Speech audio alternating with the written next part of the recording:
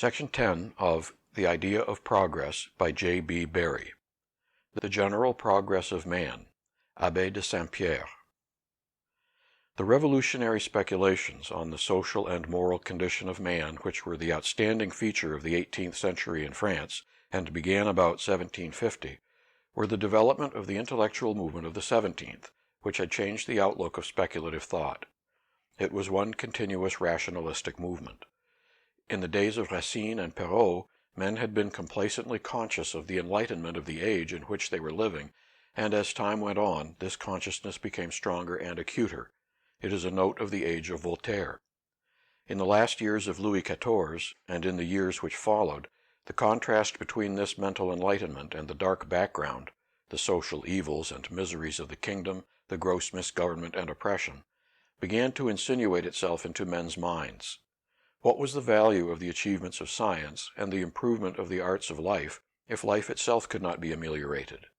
Was not some radical reconstruction possible in the social fabric, corresponding to the radical reconstruction inaugurated by Descartes in the principles of science and in the methods of thought? Year by year the obscurantism of the ruling powers became more glaring, and the most gifted thinkers, towards the middle of the century, began to concentrate their brains on the problems of social science and to turn the light of reason on the nature of man and the roots of society. They wrought with unscrupulous resolution and with far-reaching effects. With the extension of rationalism into the social domain, it came about naturally that the idea of intellectual progress was enlarged into the idea of the general progress of man. The transition was easy. If it could be proved that social evils were due neither to innate and incorrigible disabilities of the human being, nor to the nature of things, but simply to ignorance and prejudices, then the improvement of his state, and ultimately the attainment of felicity, would be only a matter of illuminating ignorance and removing errors, of increasing knowledge and diffusing light. The growth of the universal human reason, a Cartesian phrase which had figured in the philosophy of Malebranche, must assure a happy destiny to humanity. Between 1690 and 1740, the conception of an indefinite progress of enlightenment had been making its way in French intellectual circles, and must often have been a topic of discussion in the salons, for instance, of Madame de Lambert, Madame de Tencin, and Madame Dupin, where Fontenelle was one of the most conspicuous guests. To the same circle belonged his friend, the Abbé de Saint-Pierre, and it is in his writings that we first find the theory widened in its compass to embrace progress towards social perfection. Footnote. For his life and works, the best book is J. Drouet's monograph, L'Abbé de Saint-Pierre, L'Homme et l'Œuvre, 1912. But on some points, Gomy's older study, 1859, is still worth consulting. I have used the edition of his works in 12 volumes published during his lifetime at Rotterdam, 1733-37. End of footnote. 1. He was brought up on Cartesian principles, and he idealized Descartes somewhat as Lucretius idealized Epicurus. But he had no aptitude for philosophy, and he prized physical science only as far as it directly administered to the happiness of men. He was a natural utilitarian, and perhaps no one was ever more consistent in making utility the criterion of all actions and theories. Applying this standard, he obliterated from the roll of great men most of those whom common opinion places among the greatest. Alexander, Julius Caesar, Charlemagne received short shrift from the Abbé de Saint-Pierre. Footnote. Compare Voltaire, Lettres sur les Anglais, 12, where Newton is acclaimed as the greatest man who ever lived. End of footnote. He was superficial in his knowledge both of history and of science, and his conception of utility was narrow and a little vulgar. Great theoretical discoverers like Newton and Leibniz he sets in a lower rank than ingenious persons who used their scientific skill to fashion some small convenience of life. Monuments of art, like Notre Dame, possessed little value in his eyes compared with a road, a bridge, or a canal. Like most of his distinguished contemporaries, he was a deist. On his deathbed he received the usual rites of the Church in the presence of his household, and then told the priest that he did not believe a word of all that. His real views are transparent in some of his works through the conventional disguises in which prudent writers of the time were wont to wrap their assaults on orthodoxy. To attack Mohammedanism by arguments which are equally applicable to Christianity was a device for propagating rationalism in days when it was dangerous to propagate it openly. This is what the Abbé did in his Discourse against Mohammedanism. Again, in his physical explanation of an apparition, he remarks, quote, To diminish our fanatical proclivities, it would be useful if the government were to establish an annual prize, to be awarded by the Academy of Sciences, for the best explanation, by natural laws, of the extraordinary effects of imagination, of the prodigies related in Greek and Latin literature, and of the pretended miracles told by Protestants, schismatics, and Mohammedans." The author carefully keeps on the right side of the fence. No Catholic authorities could take exception to this. But no intelligent reader could fail to see that all miracles were attacked. The miracles accepted by the Protestants were also believed in by the Catholics. He was one of the remarkable figures of his age. We might almost say that he was a new type, a 19th century humanitarian and pacifist in an 18th century environment. He was a born reformer, and he devoted his life to the construction of schemes for increasing human happiness. He introduced the word bienfaisance into the currency of the French language, and beneficence was in his eyes the sovereign virtue. There were few departments of public affairs in which he did not point out the deficiencies and devise ingenious plans for improvement. Most of his numerous writings are projets, schemes of reform in government, economics, finance, education, all worked out in detail and all aiming at the increase of pleasure and the diminution of pain. The Abbé's nimble intelligence had a weak side which must have somewhat compromised his influence. He was so confident in the reasonableness of his projects that he always believed that if they were fairly considered, the ruling powers could not fail to adopt them in their own interests. It is the nature of a reformer to be sanguine, but the optimism of St. Pierre touched naïveté.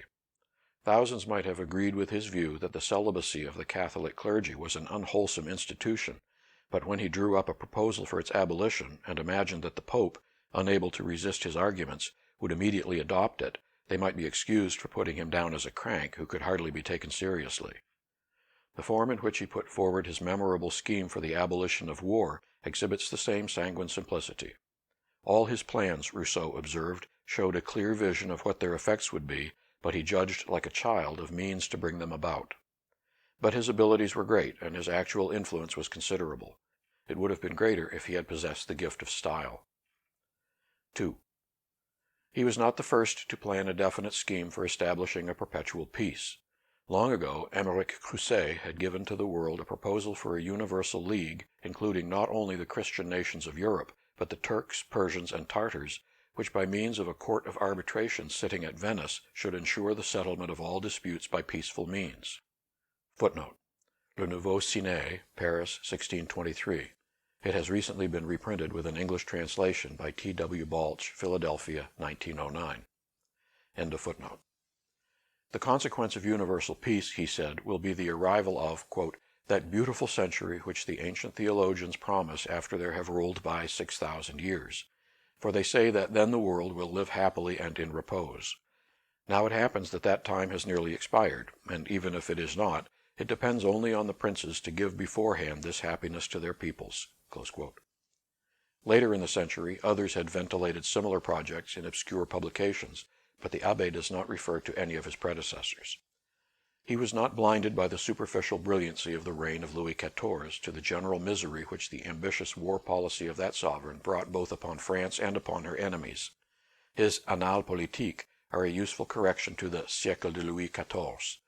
It was in the course of the great struggle of the Spanish succession that he turned his attention to war, and came to the conclusion that it is an unnecessary evil and even an absurdity. In 1712 he attended the Congress at Utrecht in the capacity of secretary to Cardinal de Polignac, one of the French delegates. His experiences there confirmed his optimistic mind in the persuasion that perpetual peace was an aim which might readily be realized, and in the following year he published the memoir which he had been preparing in 2 volumes, to which he added a third 4 years later. Though he appears not to have known the work of Crousset, he did not claim originality. He sheltered his proposal under an august name, entitling it "Project of Henry the Great to render peace perpetual, explained by the Abbé de St. Pierre." The reference is to the great design ascribed to Henry IV by Sully, and aimed at the abasement of the power of Austria, a federation of the Christian states of Europe, arranged in groups and under a sovereign diet, which would regulate international affairs and arbitrate in all quarrels. Footnote: It is described in Sully's Memoirs, Book 30. End of footnote. St. Pierre, ignoring the fact that Sully's object was to eliminate a rival power, made it the text for his own scheme of a perpetual alliance of all the sovereigns of Europe to guarantee to one another the preservation of their states and to renounce war as a means of settling their differences. He drew up the terms of such an alliance, and taking the European powers one by one, demonstrated that it was the plain interest of each to sign the articles. Once the articles were signed, the Golden Age would begin. It is not to our present purpose to comment on this plan which the author, with his characteristic simplicity, seriously pressed upon the attention of statesmen. It is easy to criticize it in the light of subsequent history, and to see that, if the impossible had happened and the experiment had been tried and succeeded, it might have caused more suffering than all the wars from that day to this, for it was based on a perpetuation of the political status quo in Europe. It assumed that the existing political distribution of power was perfectly satisfactory and conformable to the best interests of all the peoples concerned. It would have hindered the partition of Poland, but it would have maintained the Austrian oppression of Italians.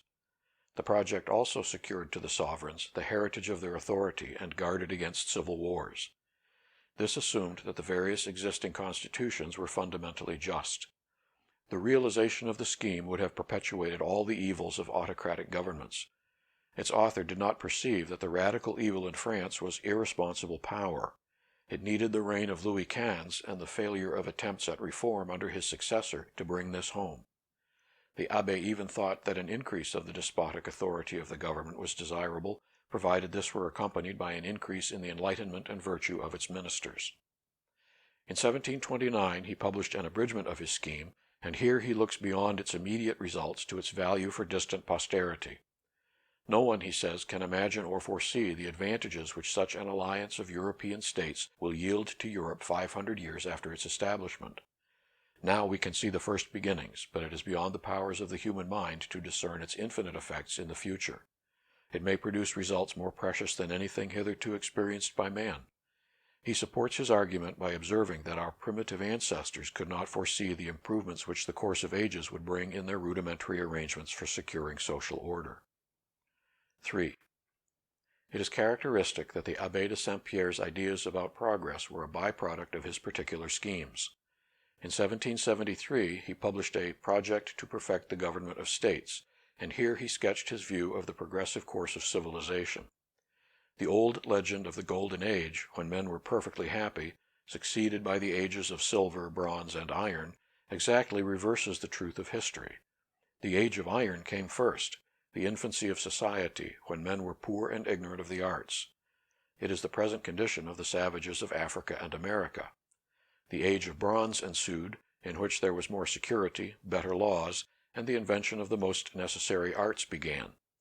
There followed the age of silver, and Europe has not yet emerged from it. Our reason has indeed reached the point of considering how war may be abolished, and is thus approaching the golden age of the future. But the art of government and the general regulation of society, notwithstanding all the improvements of the past, is still in its infancy. Yet all that is needed is a short series of wise reigns in our European states to reach the age of gold, or, in other words, a paradise on earth. A few wise reigns. The Abbé shared the illusion of many that government is omnipotent and can bestow happiness on men. The imperfections of governments were, he was convinced, chiefly due to the fact that hitherto the ablest intellects had not been dedicated to the study of the science of governing. The most essential part of his project was the formation of a political academy which should do for politics what the Academy of Sciences did for the study of nature, and should act as an advisory body to ministers of state on all questions of the public welfare. If this proposal and some others were adopted, he believed that the Golden Age would not long be delayed. These observations, hardly more than obiter dicta, show that Saint-Pierre's general view of the world was molded by a conception of civilization progressing towards a goal of human happiness. In 1737 he published a special work to explain this conception, the Observations on the Continuous Progress of Universal Reason. He recurs to the comparison of the life of collective humanity to that of an individual, and, like Fontenelle and Terrasson, accentuates the point where the analogy fails. We may regard our race as composed of all the nations that have been and will be, and assign to it different ages. For instance, when the race is 10,000 years old, a century will be what a single year is in the life of a centenarian. But there is this prodigious difference.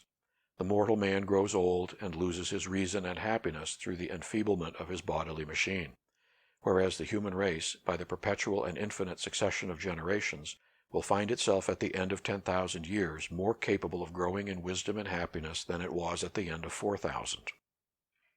At present the race is apparently not more than 7,000 or 8,000 years old, and is only in the infancy of human reason, compared with what it will be 5,000 or 6,000 years hence. And when that stage is reached, it will only have entered on what we may call its first youth, when we consider what it will be when it is 100,000 years older still, continually growing in reason and wisdom. Here we have for the first time, expressed in definite terms, the vista of an immensely long progressive life in front of humanity. Civilization is only in its infancy. Bacon, like Pascal, had conceived it to be in its old age. Fontenelle and Perrault seem to have regarded it as in its virility. They set no term to its duration, but they did not dwell on future prospects. The Abbé was the first to fix his eye on the remote destinies of the race and name immense periods of time. It did not occur to him to consider that our destinies are bound up with those of the solar system, and that it is useless to operate with millennial periods of progress unless you are assured of a corresponding stability in the cosmic environment. As a test of the progress which reason has already made, St. Pierre asserts that a comparison of the best English and French works on morals and politics with the best works of Plato and Aristotle proves that the human race has made a sensible advance. But that advance would have been infinitely greater were it not that three general obstacles retarded it and even, at some times and in some countries, caused a retrogression. These obstacles were wars, superstition, and the jealousy of rulers who feared that progress in the science of politics would be dangerous to themselves. In consequence of these impediments, it was only in the time of Baudin and Bacon that the human race began to start anew from the point which it had reached in the days of Plato and Aristotle. Since then, the rate of progress has been accelerated, and this has been due to several causes. The expansion of sea commerce has produced more wealth, and wealth means greater leisure and more writers and readers. In the second place, mathematics and physics are more studied in colleges, and their tendency is to liberate us from subjection to the authority of the ancients. Again, the foundation of scientific academies has given facilities both for communicating and for correcting new discoveries. The art of printing provides a means for diffusing them, and finally, the habit of writing in the vulgar tongue makes them accessible. The author might also have referred to the modern efforts to popularize science, in which his friend Fontenelle had been one of the leaders.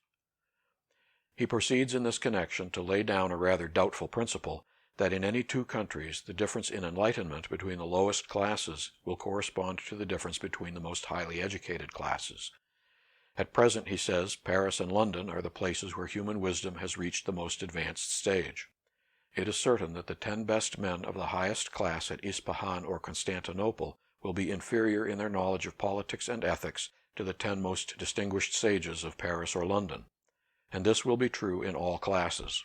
The 30 most intelligent children of the age of 14 at Paris will be more enlightened than the 30 most intelligent children of the same age at Constantinople, and the same proportional difference will be true of the lowest classes of the two cities. But while the progress of speculative reason has been rapid, practical reason, the distinction is the Abbé's, has made little advance. In point of morals and general happiness, the world is apparently much the same as ever. Our mediocre savants know 20 times as much as Socrates and Confucius, but our most virtuous men are not more virtuous than they. The growth of science has added much to the arts and conveniences of life, and to the sum of pleasures, and will add more. The progress in physical science is part of the progress of the universal human reason, whose aim is the augmentation of our happiness. But there are two other sciences which are much more important for the promotion of happiness, ethics and politics, and these, neglected by men of genius, have made little way in the course of 2,000 years. It is a grave misfortune that Descartes and Newton did not devote themselves to perfecting these sciences, so incomparably more useful for mankind than those in which they made their great discoveries. They fell into a prevailing error as to the comparative values of the various domains of knowledge, an error to which we must also ascribe the fact that while academies of sciences and belles lettres exist, there are no such institutions for politics or ethics. By these arguments he establishes to his own satisfaction that there are no irremovable obstacles to the progress of the human race towards happiness, no hindrances that could not be overcome if governments only saw eye to eye with the Abbé de Saint-Pierre. Superstition is already on the decline.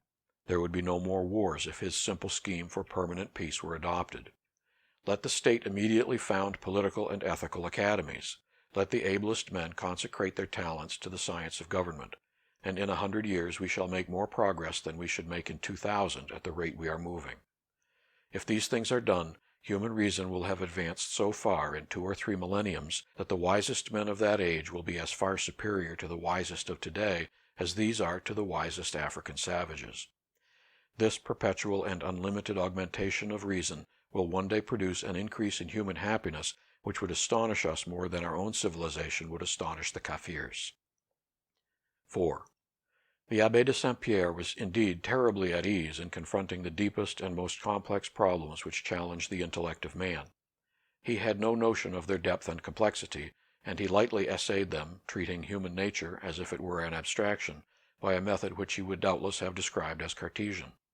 He was simply operating with the ideas which were all round him in a society saturated with Cartesianism: supremacy of human reason, progressive enlightenment, the value of this life for its own sake, and the standard of utility.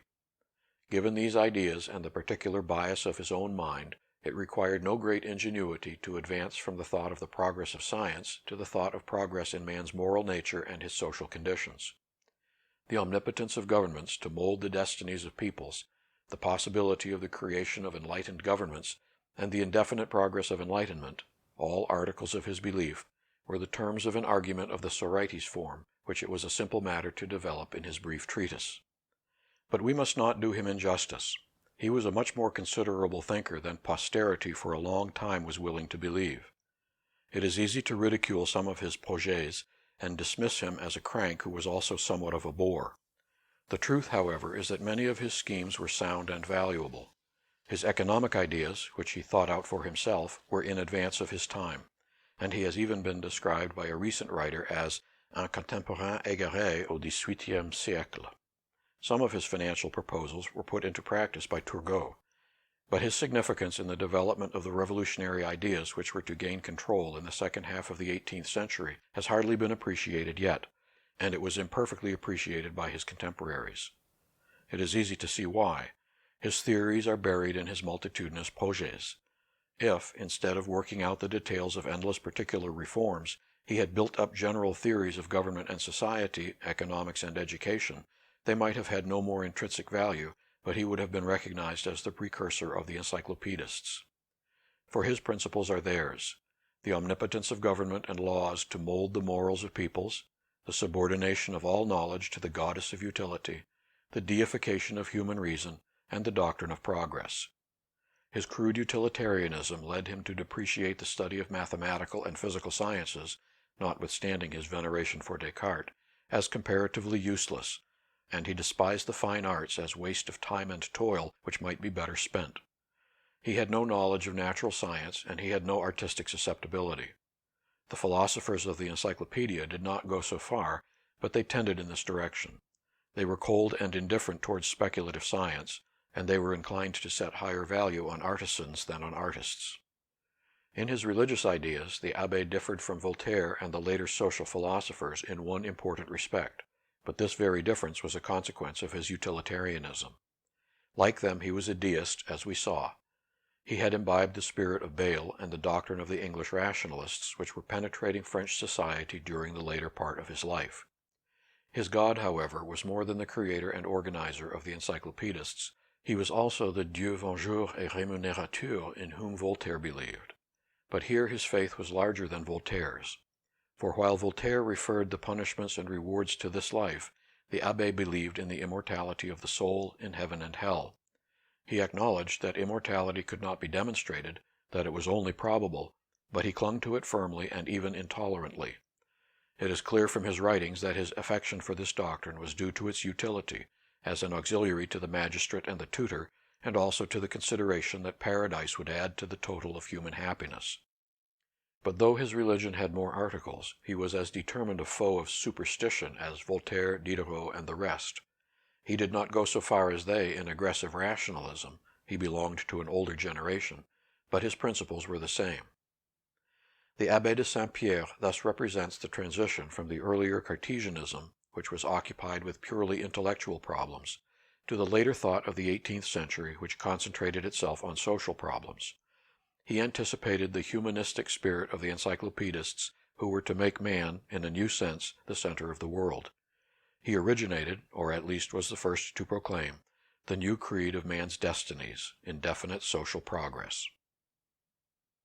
End of section 10.